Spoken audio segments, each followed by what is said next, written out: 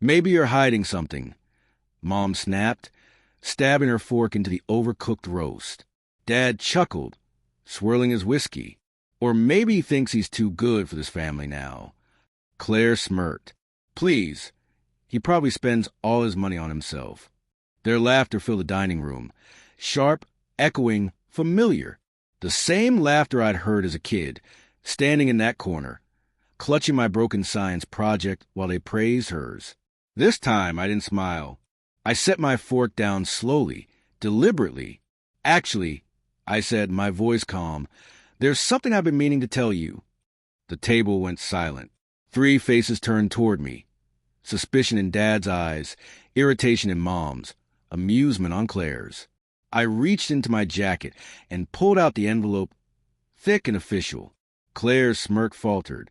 Before I open this, I said, let me remind you all of something. 2 years ago, I asked for help, not money, not favors, just a signature so I could co-sign a small loan to start my design firm. I had clients lined up, proposals ready. Dad laughed, said I was playing businessman. Mom called it a phase. Claire rolled her eyes and told me to get a real job. They didn't know I had already been freelancing for a luxury developer, working 16-hour days to prove I could create something on my own. I just wanted them to believe in me once. They refused. So I took a different path, found an investor, quiet, discreet, efficient, the same man who signed Claire's paychecks. She didn't know that when she bragged about her promotion. She didn't know that every design she submitted at work had come from me. At first, I didn't plan revenge. I only wanted distance, peace.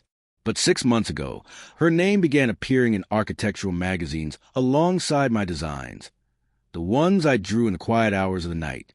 I called my investor calmly and explained everything.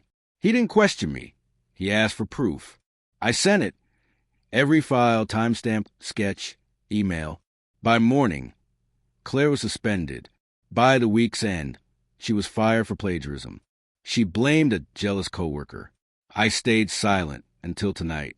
The letter in my hand wasn't about her termination. It was about the firm, the same company that had just been acquired. My company now. Over the past 2 years, I had quietly purchased shares, piece by piece, through shell entities and investment groups. The final deal closed that very morning. And guess whose name was still on the lease? Dad's construction company, the one that owed us thousands in late payments. He thought he was untouchable, that his under-the-table contracts would never surface. But I had them all. The same week Claire was fired, I transferred those files to the board's legal department. Fraudulent subcontracting, they called it. I called it poetic symmetry. I laid the letter on the table. Dad's smile cracked. Mom's hand froze midair. Claire leaned forward. What's that? She whispered. The future, I said simply. I opened it and read aloud. Effective immediately. Ownership of Harlan Design and Development has transferred. I paused. Me? The silence was suffocating. Mom blinked. What are you talking about? Dad's jaw tightened. You're lying. I slid the notarized copy across the table. Read it. He didn't. He couldn't. His eyes darted at Claire, pale and motionless. I've also terminated all unpaid contracts, I continued, which includes Harper Construction. Dad stood, rage trembling in his voice. You sit down, I said low, controlled, unshakable. He sat.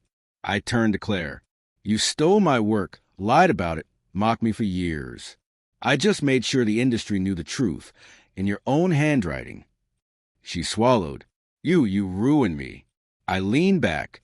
No, you did that yourself. I just removed the safety net. The clock ticked. No one spoke.